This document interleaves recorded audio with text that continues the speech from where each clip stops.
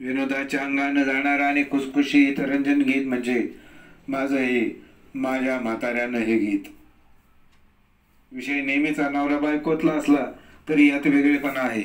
त्याची रंजकता म्हणजे कमालीची. उघडपणे लक्षात न येणाऱ्या आणि माहेरकडची ओढ असलेल्या स्त्रीवर्गासाठी सुद्धा हा संदेश ठरावा. या गीतातला नवरा बायकोच्या एका वेगळ्या स्वभावाचं प्रतिनिधित्व करणारा ठरतो. जी गोष्ट सुखी कुटुंबात घडू नये, एक प्रकारची बायकोकडून नवऱ्याची होणारी ही छळवणूकच आहे हे सिद्ध होते. रंजकतेसाठी वस्तूंची नावे रंजकतेतून उद्बोधक अशी टाकली आहेत. नवरा म्हणतो, अगदी चाटू, वाडगी, गोधडी, सोटा, नोटा, लाकूड इतकंच काय, म्हाताऱ्याच्या वाडग्यातलं गाडगंही बायकोला कमी पडलं, अशी केवळ एक रंजक कल्पना या गीतात मी केली व एका निखळ गीताला जन्म दिला. जे गीत ऐकणाऱ्याच्या चेहऱ्यावर हास्याची लकेर उठवल्याशिवाय राहत नव्हतं ते गीत म्हणजे माझ्या म्हाताऱ्यानुसार.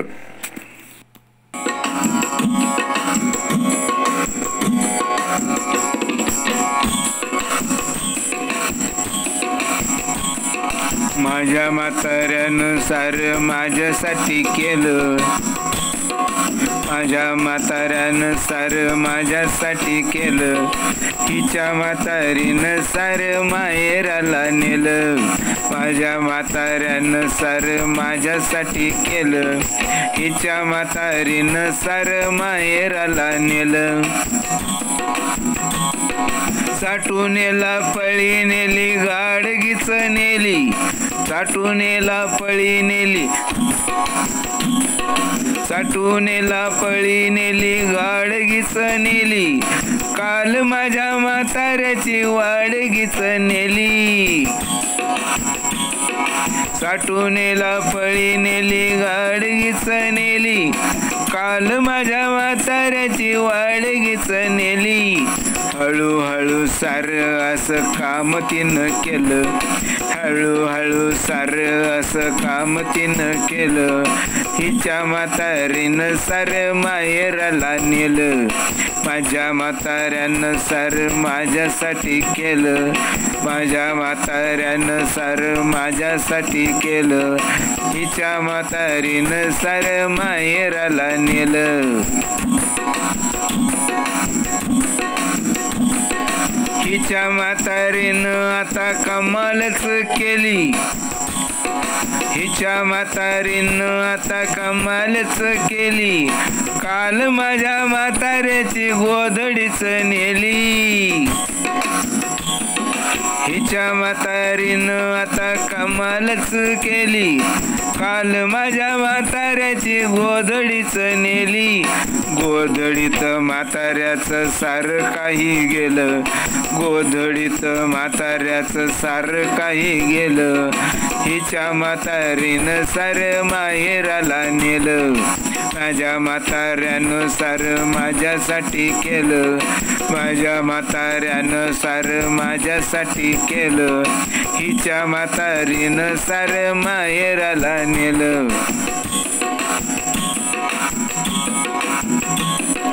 जुन्या जमान्याचा माझ्या म्हाताऱ्याचा सोटा, जुन्या जमान्याचा माझ्या म्हाताऱ्याचा सोटा, त्याच्यामध्ये होत्या साऱ्या म्हाताऱ्याच्या नोटा. जुन्या जमान्याचा माझ्या म्हाताऱ्याचा सोटा, त्याच्यामध्ये होत्या साऱ्या म्हाताऱ्याच्या नोटा. टेकायचं लाकूड तेच तिनं केलं, टेकायचं लाकूड तेच तिनं केलं, हिच्या म्हातारीनं सार माहेराला नेलं. माझ्या म्हाताऱ्यानं सार माझ्यासाठी केलं, माझ्या म्हाताऱ्यानं सार माझ्यासाठी केलं, हिच्या म्हातारीनं सार माहेराला नेलं.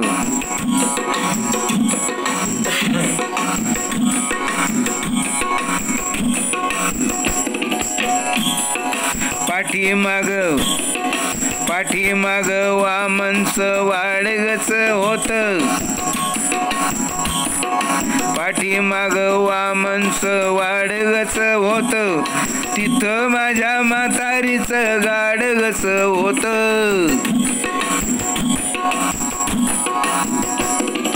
पाठीमाग वामनचं वाडगच होत, तिथं माझ्या म्हातारीचं गाडगच होत. तेच तिच्या गठोड्यात आढळून आलं, तेच तिच्या गठोड्यात आढळून आलं. हिच्या म्हातारीनं सार बाहेराला नेलं, माझ्या म्हाताऱ्यानं सार माझ्यासाठी केलं, माझ्या म्हाताऱ्यानं सार माझ्यासाठी केलं. हिच्या म्हातारीनं सार माहेराला नेलं, माझ्या म्हाताऱ्यानं सार माझ्यासाठी केलं. हिच्या म्हातारीनं सार माहेराला नेलं, हिच्या म्हातारीनं सार माहेराला नेलं, हिच्या म्हातारीनं सार माहेराला नेलं. महूच्या माळावरी हे गीत मी पुन्हा एकदा बाबासाहेबांच्या जन्मवेळचं लिहिलं व बाळाचं बालपण मी वर्णन केलं. कृष्णाचं बालपण रंगवावं तसं या गीतानं छोट्या भीमाच्या त्या आठवणी उभ्या केल्या की ज्या गोडवा, कौतुक आणि सगळाच उत्साह दाखवणाऱ्या होत्या. जे गीत बाबासाहेबांच्या बालपणाचा आरसाच ठरलं. आणि असं गीत म्हणजे महूच्या माळावरी.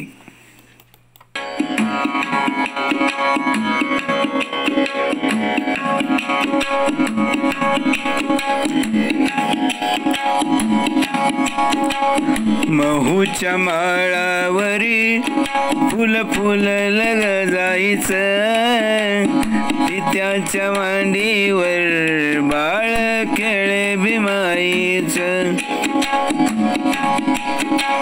महूच्या माळावरी फुल फुललं जायचं, पित्याच्या मांडीवर बाळ खेळे भीमाईचं. थोर तुझा कुसवा, थोर तुझा पाना, असून 14वा बाळ तुझा ताना, असून 14वा बाळ तुझा ताना. फुला परिवासे लय गोजिरवाण, गाती शेजारणी गुणवाळाच्या आईचं, पित्याच्या मांडीवर बाळ खेळे भीमाईचं. महूच्या माळावरी फुल फुललं जायचं, पित्याच्या मांडीवर बाळ खेळे भीमाईचं. विश्वातील साऱ्या फुलातली लाली, आली तुझ्या गोऱ्या बाळाच्या गाली. रूप असे नाही निळ्या नवाखाली, रूप असे नाही निळ्या नवाखाली. दिसतो चंद्र मला, दिसतो चंद्र मला आज बाळाच्या टाईच, पित्याच्या मांडीवर बाळ खेळे भीमाईच. महूच्या माळावरी फुल फुललं जायचं, पित्याच्या मांडीवर बाळ खेळे भीमाईच.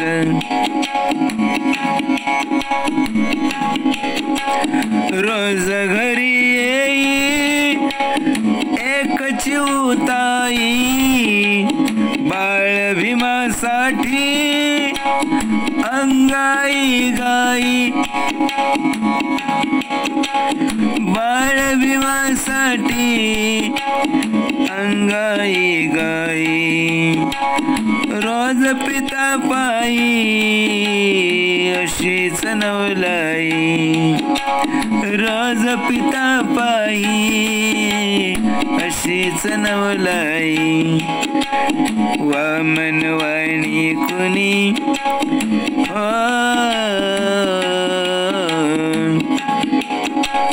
वामन वाणी कुणी, वामन वाणी कुणी चित्र रेखी नवलाईच. पत्याच्या मांडीवर पित्याच्या मांडीवर बाळ खेळे भीमाईच. महूच्या माळावरी फुल फुललं जायच. पित्याच्या मांडीवर बाळ खेळे भीमाईच. पित्याच्या मांडीवर बाळ खेळे भीमाईच. पित्याच्या मांडीवर बाळ खेळे भीमाईच. एक असं गीत मी लिहिलं, एक असं गीत मी लिहिलं जे माझ्या जीवनाचं सार ठरावं. एक असं गीत मी लिहिलं की जे माझ्या जीवनाचं सार ठरावं, माझ्याच बाबतीतलं. हे गीत म्हणजे मी आयुष्यभर केलेल्या कामाची पावती विनम्रपणे मीच मला दिली, तटस्थपणे. हे जग उद्या माझा किती विचार करेल, किती दखल घेईल याची जाणीव न ठेवता हा विचारच मी इतिहास जमा केला.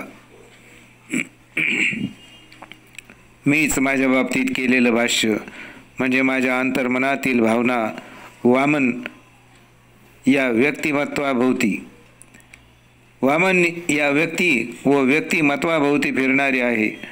या गीतातून मीच माझ्याशी संवाद साधला आहे. जणू हे माझं स्वगत ठरावं आणि घराच्या सावलीसाठी अखंडपणे लढा देणाऱ्या वामनचं त्यानं जोखलेलं हे त्याच्या स्वतःविषयीचं जीवन म्हणजेच माझी ही गजराज नामाभिधान असलेल्या गीताची रचना, जो माझ्या अवघ्या जीवनाचा गाभा ठरावा. गजराज.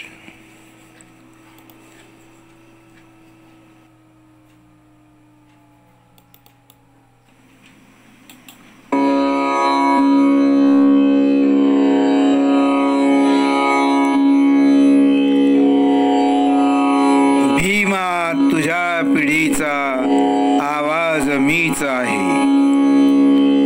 भीमा तुझ्या पिढीचा आवाज मीच आहे. दारातला तुझा तो गजराज मीच आहे. भीमा तुझ्या पिढीचा आवाज मीच आहे. गायक कवी प्रणेता, गायक कवी प्रणेता जेत्या मधील जेता. गायक कवी प्रणेता जेत्या मधील जेता. काहीच काल नव्हतो, काहीच काल नव्हतो, तो आज मीच आहे. भीमा तुझ्या पिढीचा आवाज मीच आहे. वारे खुशाल तुम्ही, वारे खुशाल तुम्ही नेता नव्या पिढीचा. वारे खुशाल तुम्ही नेता नव्या पिढीचा. माझ्या तरी पिढीचा सरताज मीच आहे.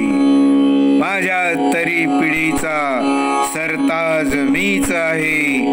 भीमा तुझ्या पिढीचा आवाज मीच आहे. वामन, वामन तुझ्या गीताचे संगीत मीच आहे.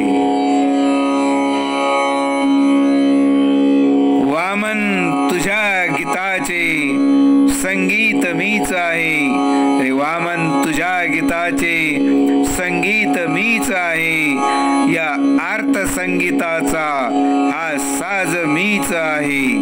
या अर्थसंगीताचा हा साज मीच आहे.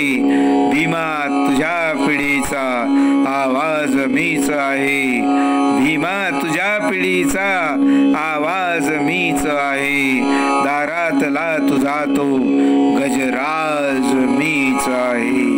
भीमा तुझ्या पिढीचा आवाज मीच आहे.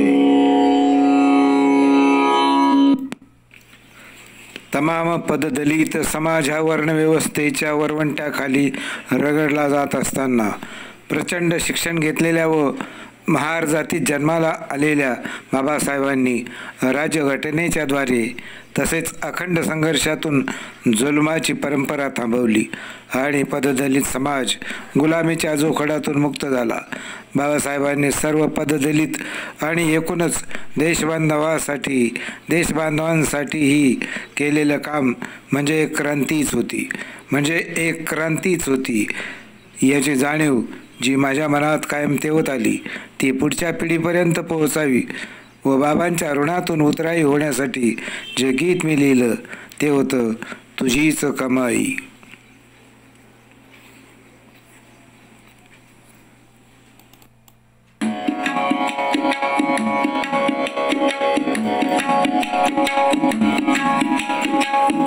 तुझीच कमाई आहे ग बिमाई. तुझीच कमाई आहे ग बिमाई. कुणाचेच काही इथे कष्ट नाही. कुणाचेच काही इथे कष्ट नाही. तुझीच कमाई आहे ग बिमाई. तुझीच कमाई आहे ग बिमाई. लाभले न जेथे प्यावयास पाणी. लाभले न जेथे प्यावयास पाणी.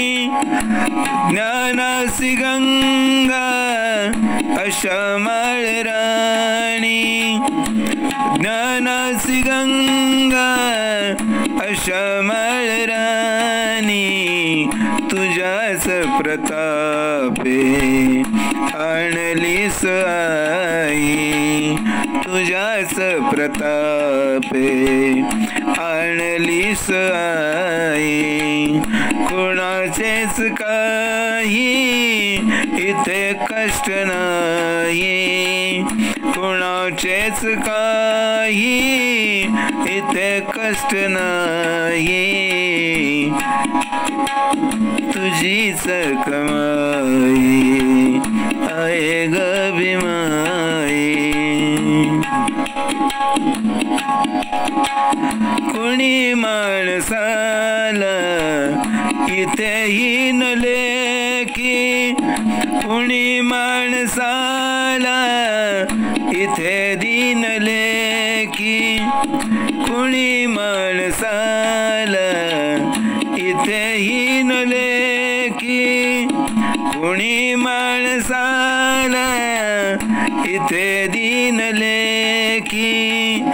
तरी समते मानी तरी समतेसाठी इथे युद्ध आहे.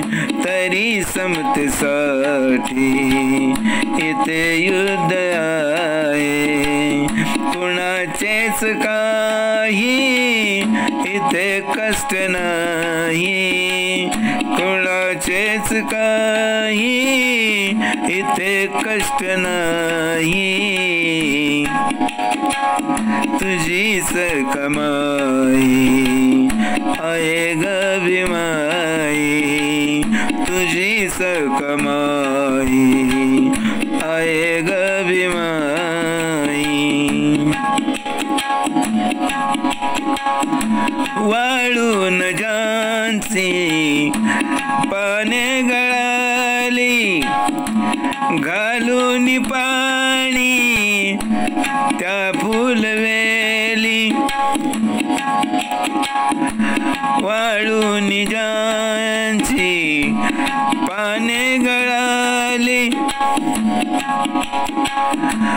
वाळून ज्यांची पाने गळाली घालून पाणी त्या फुलवेली घालून पाणी त्या फुलवेली फुलवून गेली तूच टाई टाई फुलवून गेली तूच टाई टाई कोणाचेच काही इथे कष्ट नाही कोणाचेच काही इथे कष्ट नाही तुझीच कमाई आहे ग भीमाई तुझीच कमाई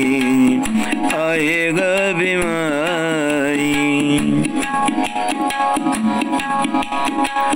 धम्म कामधेनु दिली सदुदाळ मिळे दूध आम्हा आता सर्व काळ धम्म कामधेनु दिली सदुदाळ मिळे दूध आम्हा आता सर्व काळ त्यातलीच आम्ही चाकतो मलाई त्यातलीच आम्ही चाकतो मलाई कोणाचेच काही इथे कष्ट नाही तुझीच कमाई आहे ग भीमाई तुझीच कमाई आहे ग भीमाई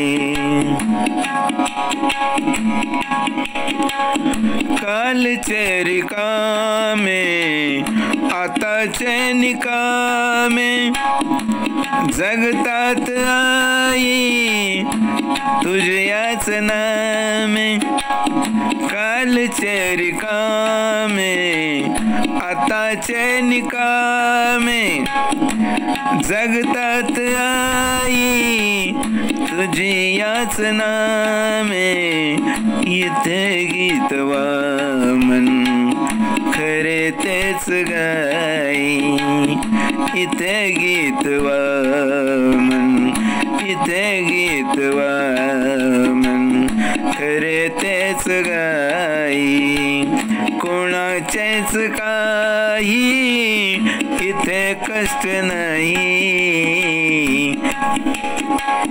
कोणाचेच काही इथे कष्ट नाही तुझीच कमाई आहे ग भीमाई तुझीच कमाई आहे ग भीमाई तुझीच कमाई आहे ग भीमाई.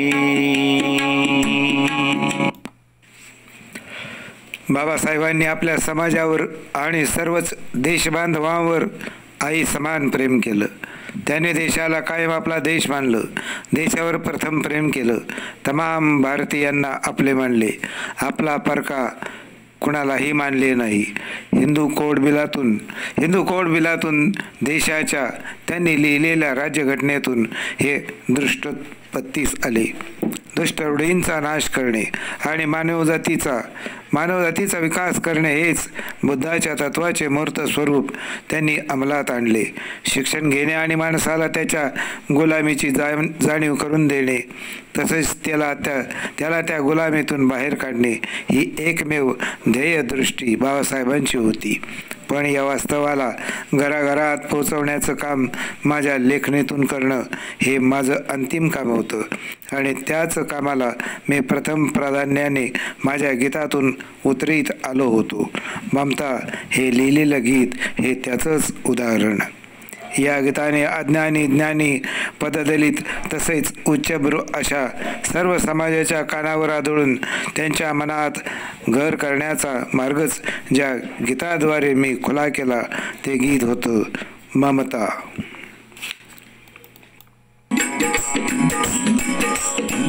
ममता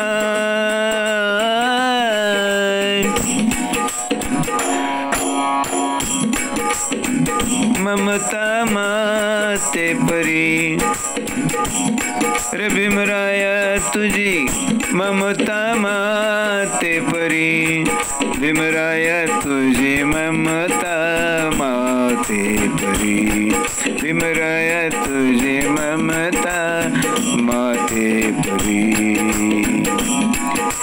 समता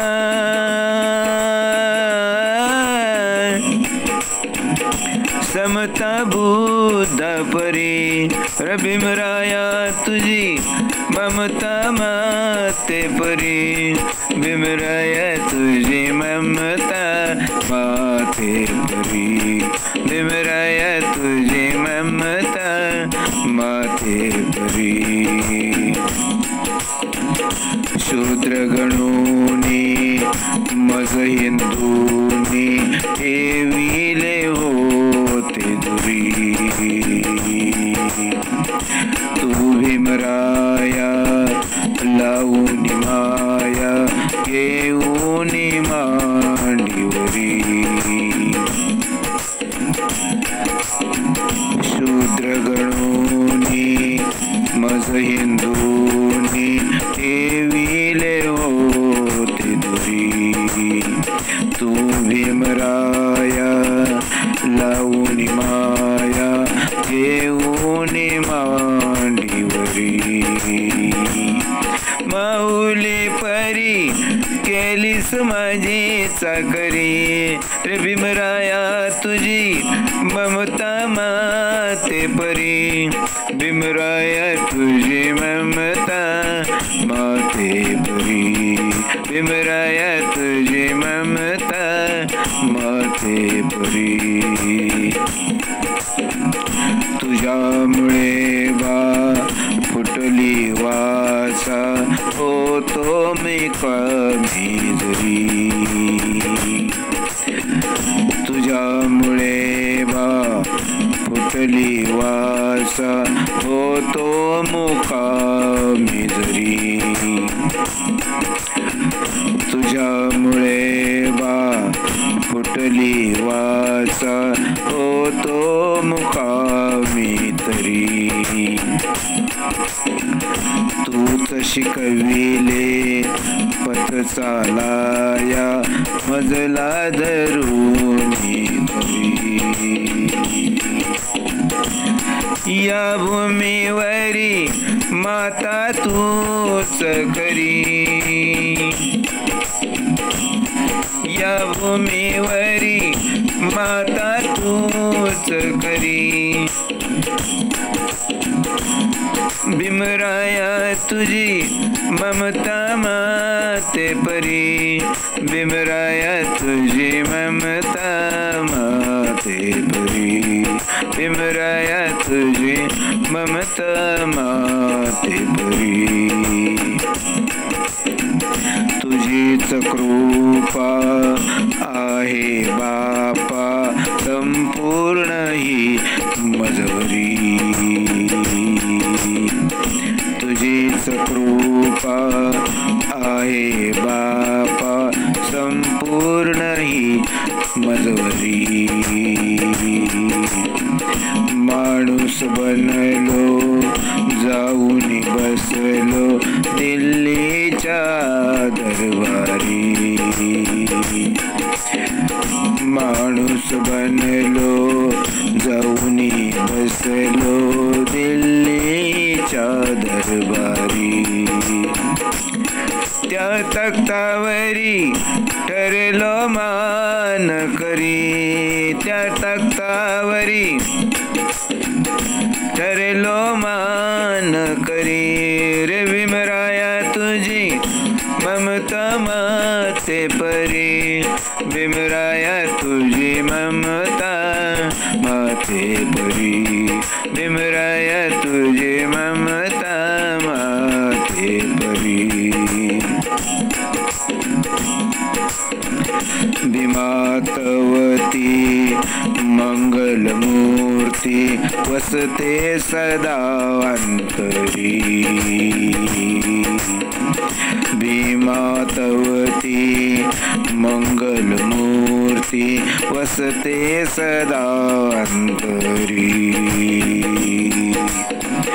करमायेचा तव छायेचा आहेच माझ्या शिरी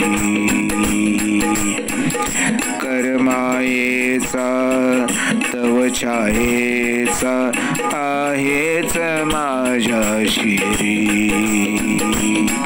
तो जन्मभरी छायाधरी मजवरी तो जन्मभरी छायाधरी मजवरी रे भीमराया तुझी ममता माते परी भीमराया तुझी ममता माते परी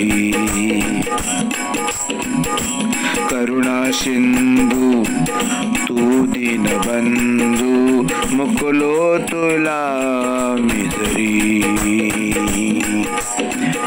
करुणा सिंधू तू दीनबंधू मुकुलो तुला मिजरी म्हणतो वामन म्हणतो वामन म्हणतो वामन तोडून बंधन यावे तुझ्या मंदिरी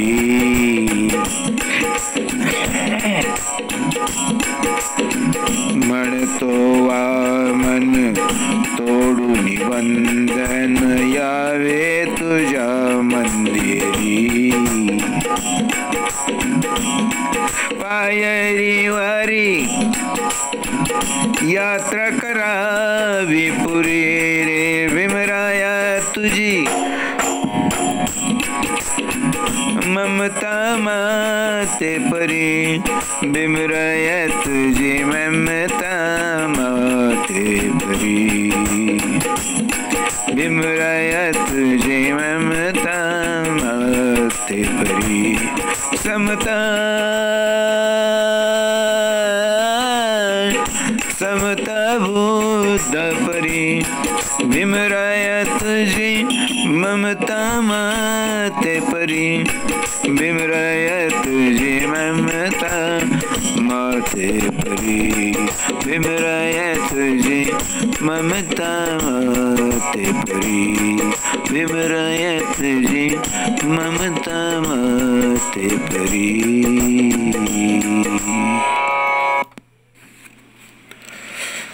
असा काळ येईल हे गीत लेखन म्हणजे भविष्यकाळाविषयी मी केलेली सुडौल कल्पना व वास्तव चितारावं हा माझा हे गीत लिहिण्यामागचा हेतू होता.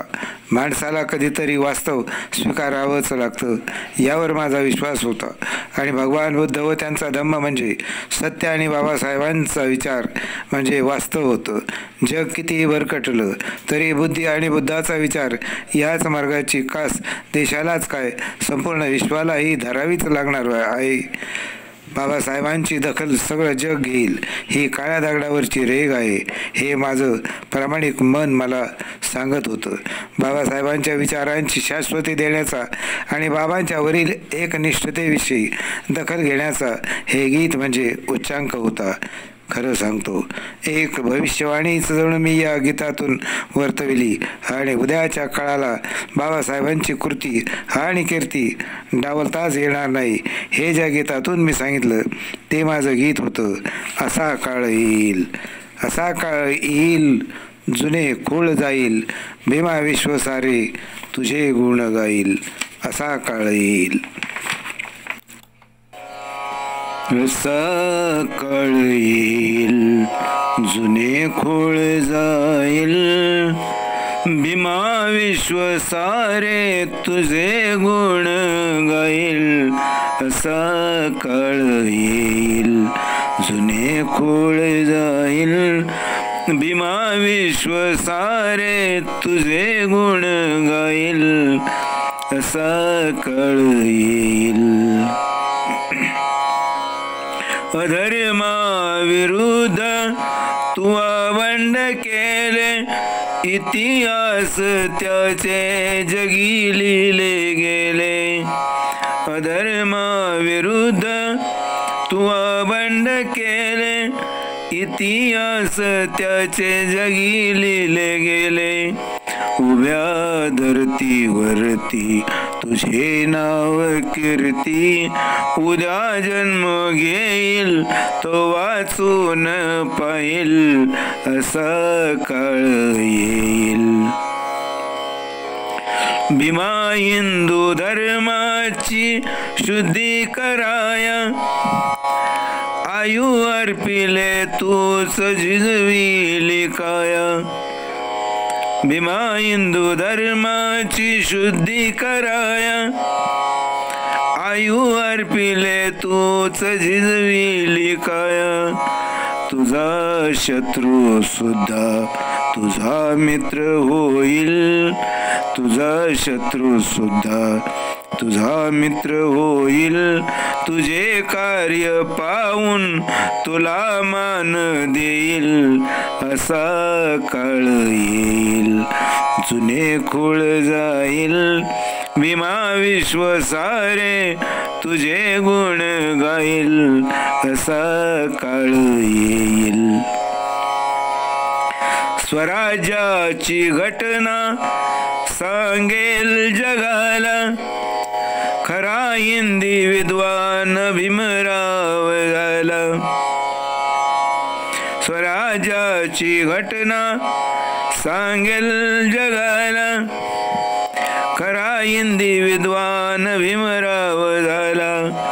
तुझी तोर महती आणि देशप्रीती तुझी तोर महती आणि देशप्रीती तुझा कानून कायदा अरे साक्ष देईल.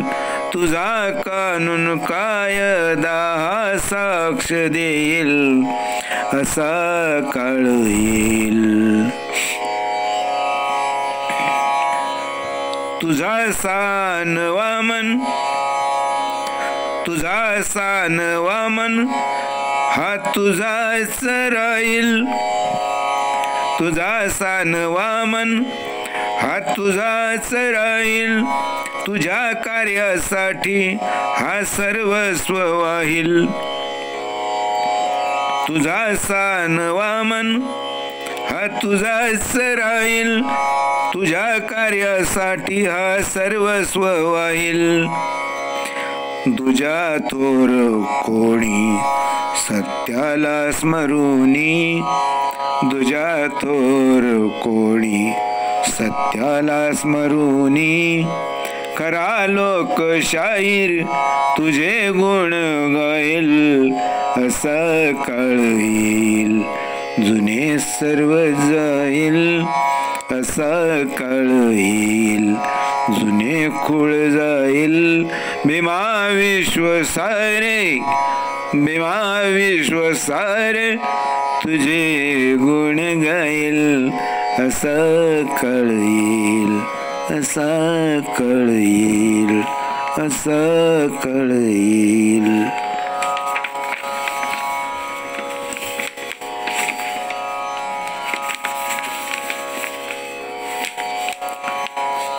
नुकतीच माझी साठी उलटून गेली होती. नुकतीच माझी साठी उलटून गेली होती. नुकतीच माझी साठी उलटून गेली होती आणि मी गीत लिहायला घेतलं. नाग नदीच्या काठी.